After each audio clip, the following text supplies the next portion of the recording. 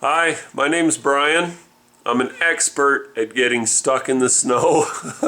I know everything what you should keep in your car. I'm going to go ahead and share that with you now.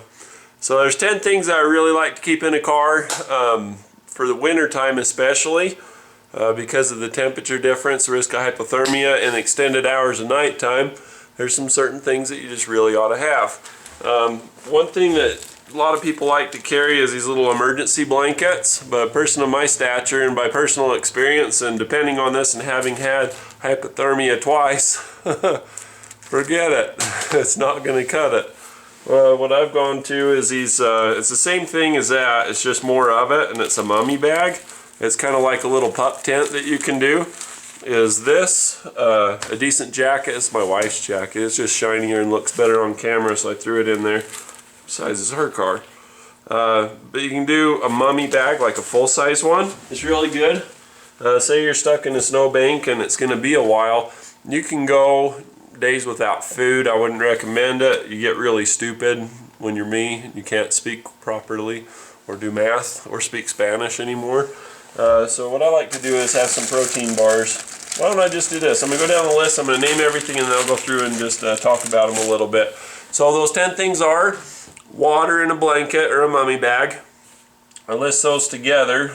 Let's just go down the list. So water in a blanket, a mummy bag, a first aid kit, gloves and a hat, boots, rock salt or kitty litter in a jug, not a bag, that's too messy, a toe strap, jumper cables, jerky, which is like the protein bar kind of stuff I was just talking about, and some type of light. So his light. So let's talk about them a little bit. Water in a blanket. Let's just do the first one first. Now, this didn't get smashed from riding in the trunk. What it is it's water in a 7-Up bottle. I know it's a little deceptive, so I just write H2O on it, and that way I'm not disappointed when it's not carbonated and sweet and yummy. So, here's what you do. You drain it, don't fill it up all the way. You wash it out, put water in it, and then make sure you got some healthy sized dents in it. Sometimes, you know, if this is down to -40, this will still break this bottle. What happens is when the water freezes, it expands and it breaks things, you know, like engine blocks. That's why you have to use antifreeze in our engines so that they don't break it because of the expanding. Same thing happens with this. You cannot drink frozen water. So this is a safety precaution to keep things from getting messy. But also you can't drink it when it's in its solid state. You know, it's just difficult. You know, your throat's not that big. So what I do is you're going to have a blanket, a jacket, or something. We're going to talk about a hat and gloves later, but you can even put it in your hat too.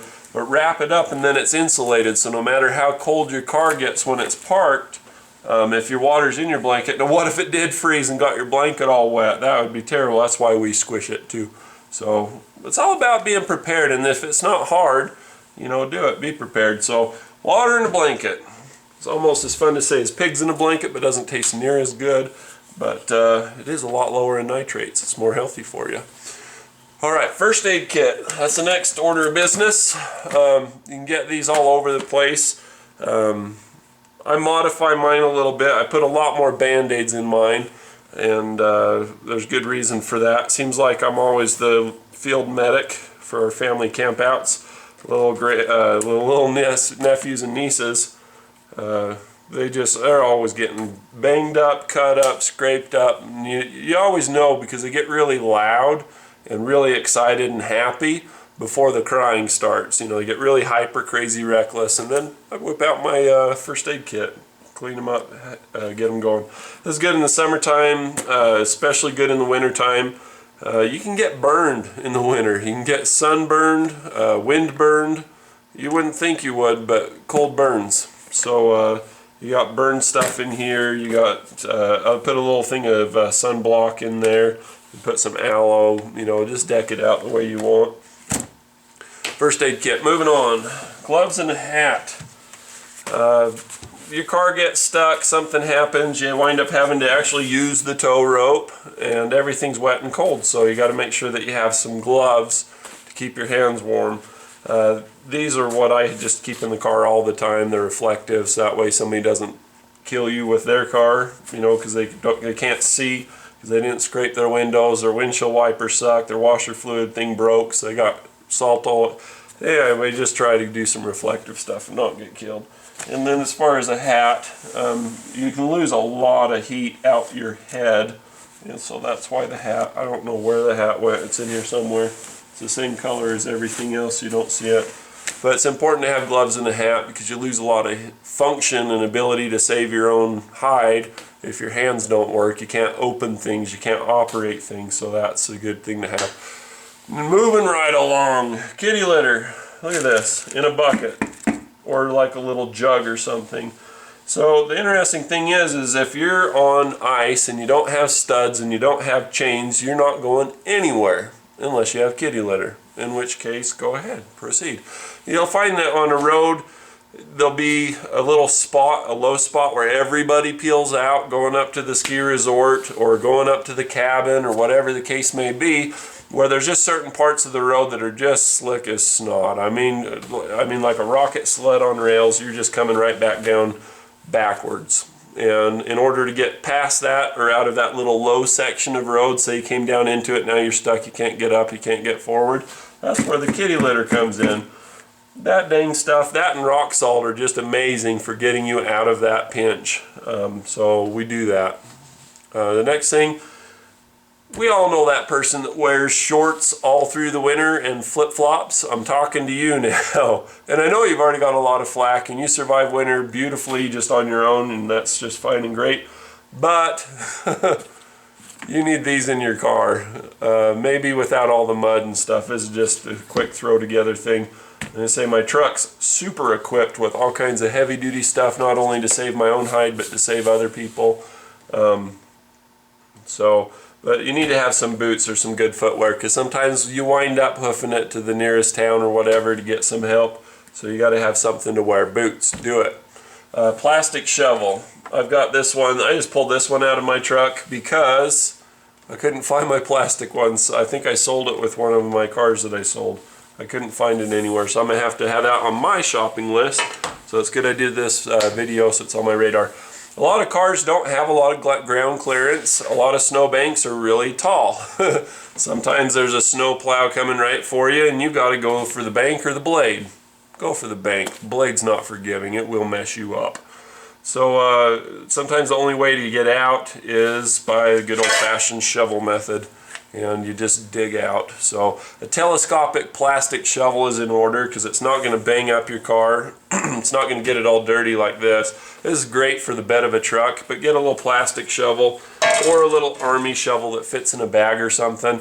They're fun to buy. You ever notice that buying things is emotionally satisfying? You know, even if you never need it, you got the peace of mind. It's like a spare tire. It seems like when you have your spare, you don't need it, and then when you don't, you do. I think it just comes with an overall level of preparedness, and that's why. So plastic shovel, army shovel, something like that, they're fun to get. Just make a little shopping trip of it, enjoy it. Don't feel bad. I give you full permission. Go for it. We talked about the toe strap a little bit, but say you're really high-centered or you're really stuck in that low spot. There's just something funky that you just didn't expect with your vehicle. You got a toe strap, so if somebody comes along that can help you. There's nothing more pathetic than everybody out in their flip-flops trying to push something out of a bad predicament or whatever. Sometimes just even having a toe strap can be nice to chain up or tie up the car. You can put it through the spokes of the wheels and hook it to itself. Say your car's sliding down, like that one time I was narrating and getting your vehicle winterized thing, a whole country dancing snowman kind of episode. There was this truck, we saw a Chevy Avalanche. I don't know what it is with Chevys, but they high center and get stuck. Super awesome. They're great at that. But there was this one in particular, he got stuck and he got undone. He got onto ice and he just started to slide. There's nothing the guy could do. It's going half a mile an hour on ice, just super slow. It's like when you're in a dream and you can't run. There's nothing you could do. You get your toe strap, hook it around the wheel, you know, hook it around itself like that. I said like that. And hook it to a tree or another car, something that's not on that sheet of ice, you know, and keep it from going off into the ditch.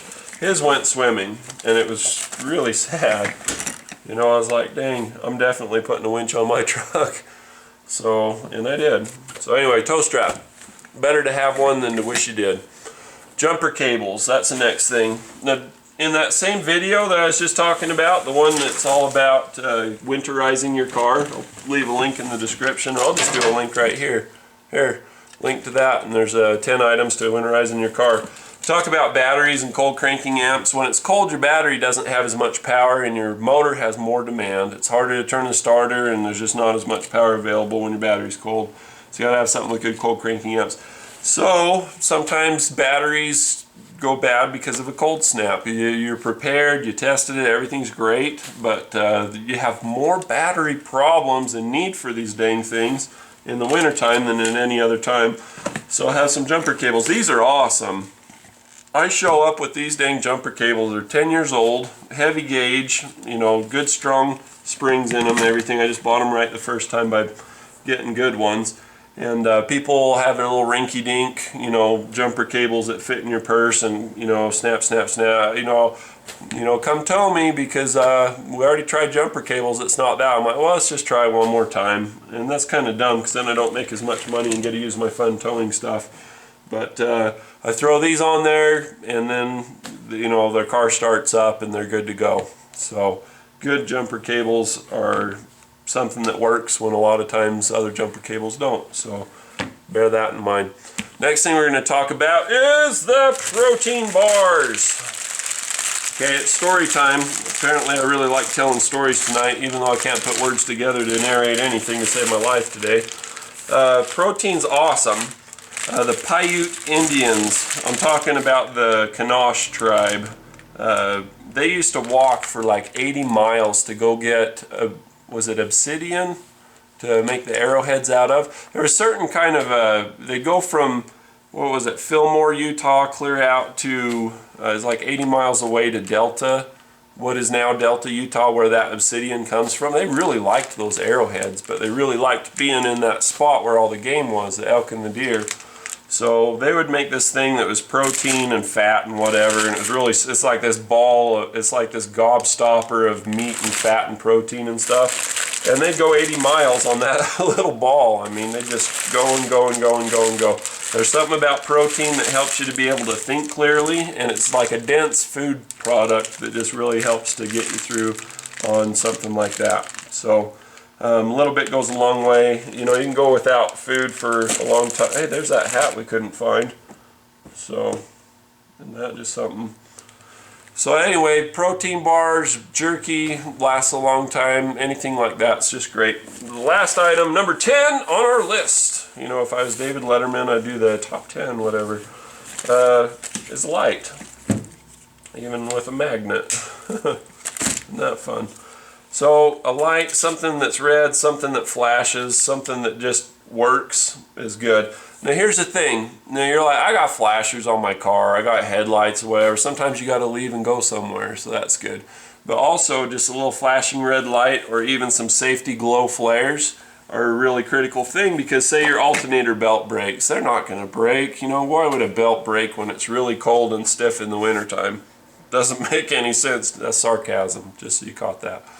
So your alternator belt breaks, your car dry, you didn't notice the light come on, the battery light come on, you didn't notice the volt gauge went to the left side to 9 instead of 14 where it ought to be, and you kept driving, now your battery's dead. Turn your flashers on now, and it's night, and everybody's windshields are covered in salt, and it's whiteout conditions and all that kind of stuff, so it's good to have some kind of a light source that you can mark your vehicle so that your stalled car that can't pull off on the side because there's a huge snowbank doesn't wind up becoming a stumbling block for somebody else and they don't plow into it. And that's it. We got the water in a blanket, first aid kit, gloves and a hat, rock salt, kitty litter jug. Bam! We got our boots for all of you flip-flop short wearing, you know, rely on the indoors domesticated types.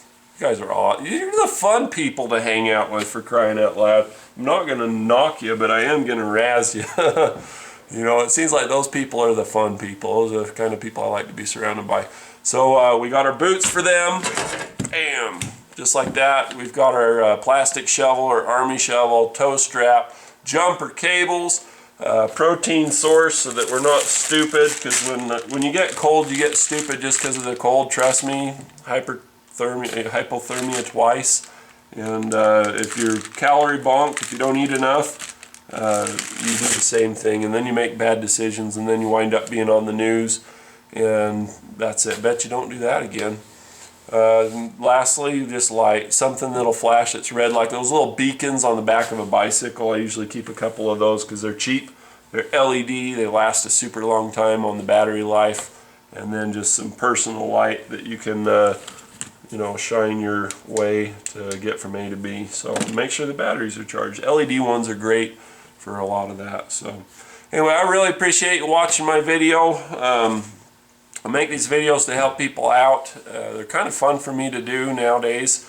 It gives me something fun to do and makes me feel good when I get comments, people saying thank you or that was great or whatever. And if you have any suggestions, by all means, you know, I'm not opposed in any way, shape, or form to taking some criticism. You know, I make these videos, I make them good and long sometimes, try to cover everything pretty well, but I'll tell you what, as much as I teach, I always wind up learning a bunch of stuff because I read the comments, I go through them. You know, I don't always have time to respond to all of them nowadays because it just seems like there's getting to be a lot more of them, but boy, what an opportunity to learn this is for me. You know, it's like when you prepare a speech or something like that, it seems like, or a lesson for somebody else, seems like you wind up learning so much more than the, you know, than the people that you're trying to, you know, share something with and help out.